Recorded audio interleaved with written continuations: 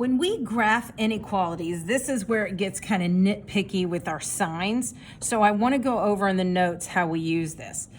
We are going to use an open circle for signs of less than or greater than. And we are going to use a closed circle for less than or equal to or greater than or equal to. And I'll tell you why in a second. So if I look at number 1 and I have x is less than 3, well, what numbers could x be? If it's less than 3, that means it can be 2, 1, 0, and anything to the left of the number line. So what I do here is I look for the number that it's talking about, 3, which is located right here. I'm going to use an open circle on 3.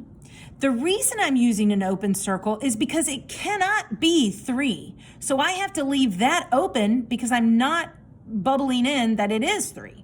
It's less than 3. So watch what I do. I open circle and I shade everything to the left.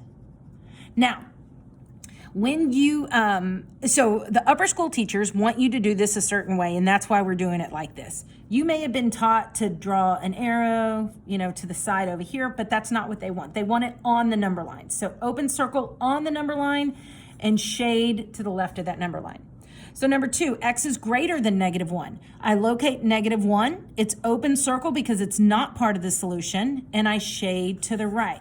Now, because we are trained in the symmetric property and my variable is always on the left-hand side, a little trick that you can use just to check yourself is that this arrow, when your variable is on the left side, this arrow will always match the direction.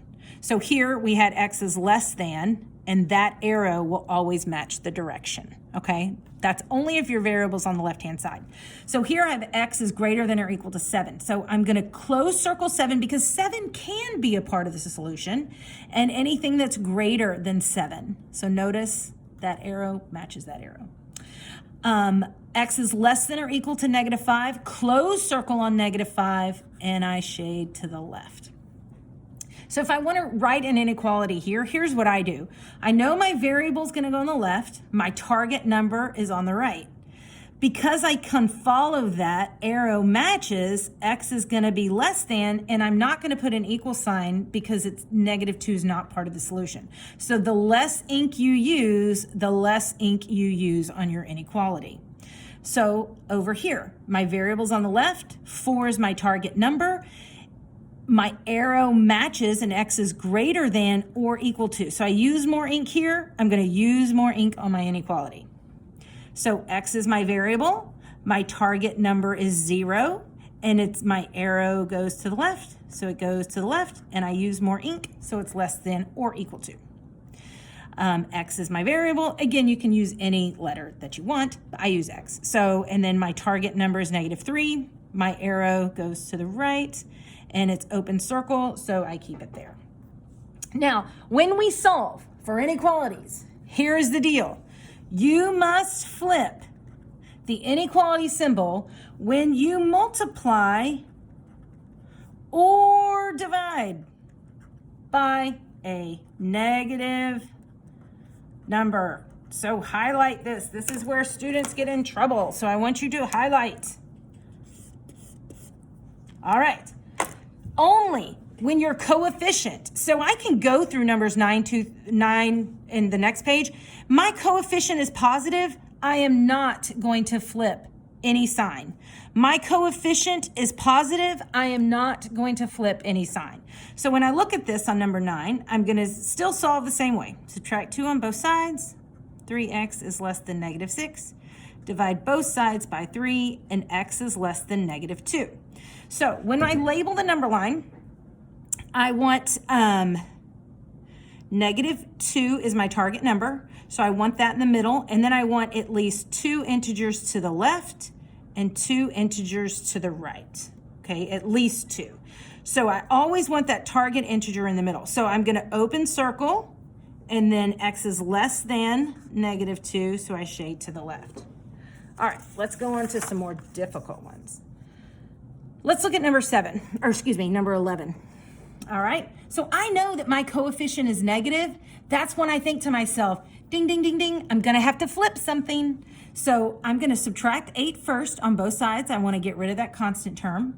and I have negative 7x less than or equal to negative 7. Now, because this coefficient is negative, I am dividing both sides by a negative, so automatically I'm going to flip that sign. When you have to do, remember, equality on both sides. When you divide both sides by a negative, then I want that sign flipped. So now it becomes x is greater than or equal to 1. 1 is my target number, at least 2 integers to the left and 2 integers to the right. I'm going to close circle on 1. X is greater than or equal to, so I shade to the right. Look at number 12. I'm getting rid of that constant term first, so I'm going to add 5 to both sides. I get x over negative 8 is less than 3. Now, to get x by itself, I need to multiply both sides by negative 8. Remember, flip that reciprocal, multiplicative inverse. So I'm going to multiply both sides by negative 8. I'm multiplying by negative 8. I must flip my sign. Now my negative 8 cancels out. I'm left with x is greater than negative 24. Negative 24 becomes my target number. So 2 integers to the left, 2 integers to the right. Open circle on negative 24 and shade to the right. All right, let's look at number 18. So I still want to get rid of my constant term, which is negative 6. Negative 6. Be careful when you bring this down because it's a negative x you're bringing down. And 14 minus 6 is a positive 8. So negative x is less than or equal to negative 8. Now, I have a negative x. This is when you just flip out. If your coefficient is negative, you can flip out. You flip your coefficient to positive, you flip your sign to greater than, and you flip your constant term to negative 8. Why? Because that's the same thing as multiplying both sides by a negative 1. It just flips out. That becomes positive, your sign changes, and 8 becomes negative. So you can flip out when your coefficient is negative. So 2 to the left, 2 to the right. Close circle on negative 8 because x is greater than negative 8. Let's take a look at number 19. I'm going to subtract 4, get rid of my constant term first. Be careful because I'm left with a negative 1/3 x is greater than 7. And now I'm going to multiply both sides by a negative 3/1, the multiplicative inverse, which is really just negative 3. So my negative 3's cancel out. My negative and negative is a positive. I multiplied both sides by negative. I must switch that sign. So 7 times negative 3 is negative 21. And of course, negative 21 is my target number. So 2 to the left, 2 to the right. Open circle on negative 21 and shade to the left. Now, look at number 20. Be careful because this is all being divided by negative 2. So that's the first thing we get rid of. So careful here. I'm multiplying both sides by a negative 2. If you multiplied both sides by a negative 2, you must flip your sign because you're still multiplying by a negative. So it becomes x plus 11 is greater than or equal to, or excuse me, just greater than negative 4. And of course, I subtract both sides by 11 and I get x is greater than negative 15.